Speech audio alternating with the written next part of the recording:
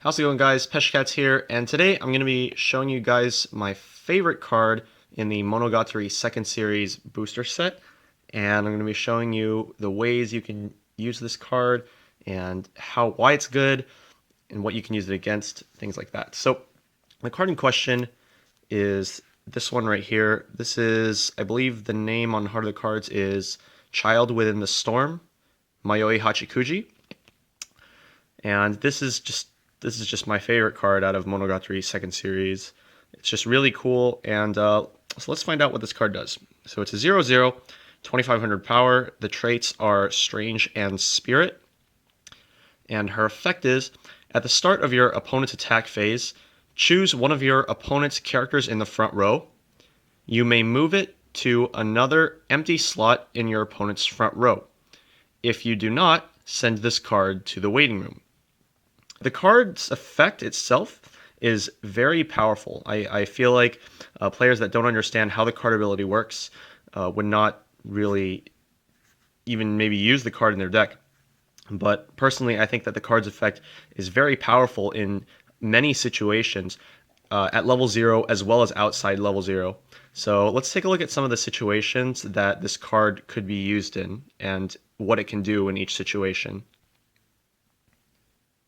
Okay, so here we have our Mayoi Hachikuji at level 0. So there are many different types of level 0 that your opponent can play. There are many different power levels of level 0 that your opponent can play. So we're going to go over each one and what Mayoi Hachikuji can do in response to each of these situations. So the first most obvious one that comes to mind is that your opponent plays a character with equal or higher power to the Hachikuji to try to kill her. So as you can see here, we have this vanilla Misa, 3k power, higher than 2500. So what Mayoi can do here, at the start of the opponent's attack phase, target the Misa and move her to another slot in the front row. This keeps the Hachikuji safe, and it effectively makes her act like a runner with no requirement of restriction. Well, you don't have to mill or anything, and she still has a pretty high base power of 2500. So with this ability, the easiest thing you can do is just move a threat out of the way so that she doesn't get killed.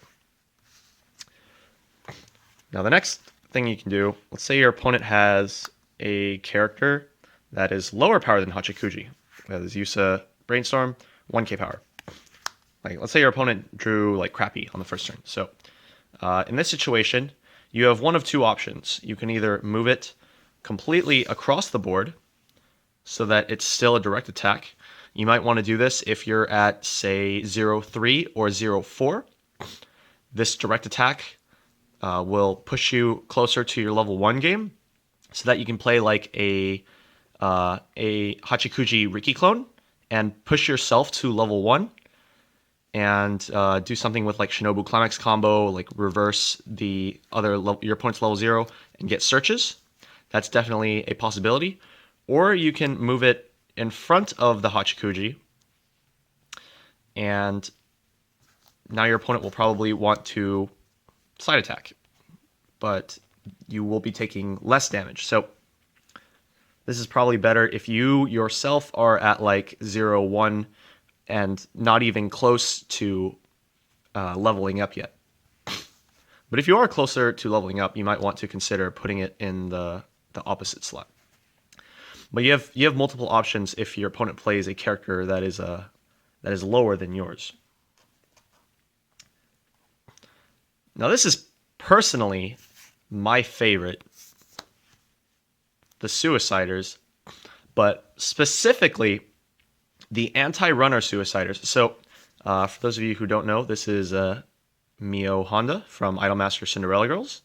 If you're playing English, you'll be seeing her in about a month and a half. Her effect is, first of all, she's a stock Suicider, and her second effect is the character across from her cannot move. So if Mayoi were a regular runner, she would not be able to change slots.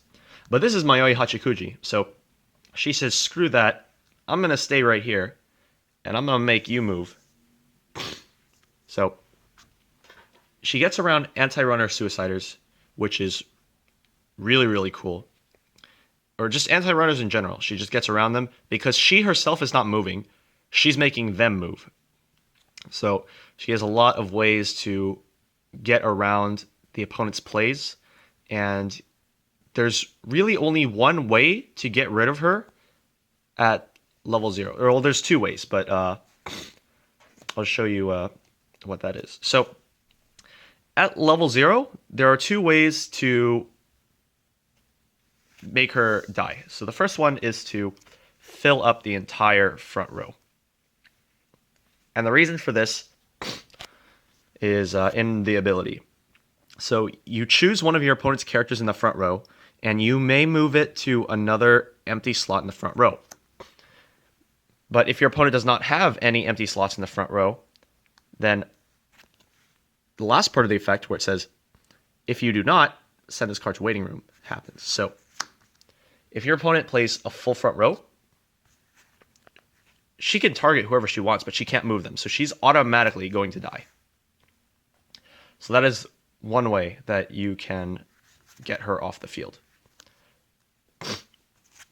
The other way is, let's say you have 2 characters that can kill her. These are both 3k. And you place them in the 2 slots where Hachikuji is not across from.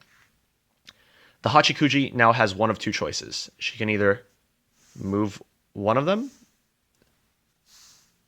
which would cause her to ultimately be reversed in battle, or she can just remove herself from the board completely. At this point, it depends on how much damage you want to take, because if you leave them both like this, then you'll be taking 2 here from a direct and 2 here from a direct. If you move one of them, you'll be taking 2 from the direct and you'll be taking 1 from the front attack. But no matter what, the Hachikuji is going to die. But what if that's what you want? So let's say you're at level 1 now, and your opponent's playing some sort of level 1 climax combo, whether it's Shimikaze, Hibiki, or Shinobu, or whatever. This Mayoi is a really good play around to that. So let's say your opponent plays like these 2. So they play the 2 vanillas, and they play the 1-1 climax combo. The climax combo for this Misa is that on reverse of the opponent, you get to search your deck for an ability user character. In this instance, Mayoi cannot move any of these characters, so she would automatically die. Now the Misa no longer has a character to reverse, and she cannot use her ability to search the deck. Just like you can play around it at level 0, like this, by forcing her to either move one of these or just straight up die. It's the same thing with level 1s, like with the climax combos. So let's see, you could have like 2 of the 1-1 climax combo and nothing in the center. But in this instance, the Hachikuji is still winning because you're not going to get a climax combo off. In this instance, she could choose to move either of these to the center slot, but she wouldn't want to do that because that would cause her to be reversed and the Misas would get to search. So in this instance, she just chooses not to move either of these and kills herself. So as you can see, this card literally can never be reversed by an on-reverse ability. It's literally impossible because at the start of the opponent's attack phase, she can always choose to just kill herself and remove her from the field, and now the opponent has no reverse target.